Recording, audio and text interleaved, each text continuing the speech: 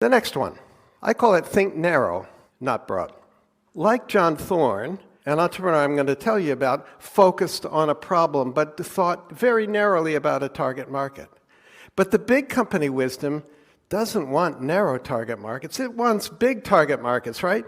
Because you've got to move the needle. Why would a big company mess around with something small? But like John Thorne, Philip Knight and Bill Bowerman, when they founded Nike, a company we all know very well today, had identified a problem, but it was a problem that a very narrow target market had. Phil Knight was a runner, a distance runner, and he could run almost not quite a 4-minute mile, and Bill Bowerman was his track coach.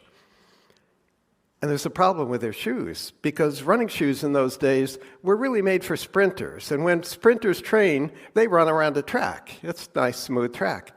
But distance runners don't run around tracks. Where do they run? They run on country paths and dirt roads, and they're always stepping on sticks and rocks. And so they get sprained ankles. And they run mile after mile after mile, and they get shin splints. Well, Knight and Bowerman said, we need better shoes, shoes that are made especially for distance runners, especially elite distance runners who really train a whole lot. So we're going to build a better shoe that's going to have better lateral stability, a wider footbed.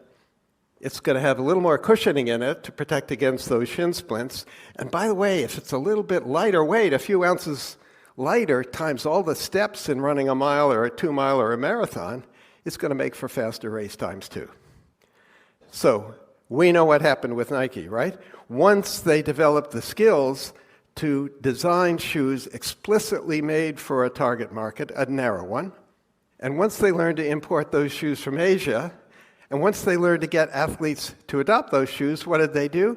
Well, John McEnroe in tennis, Michael Jordan and basketball came next, and we know what the story is with Nike.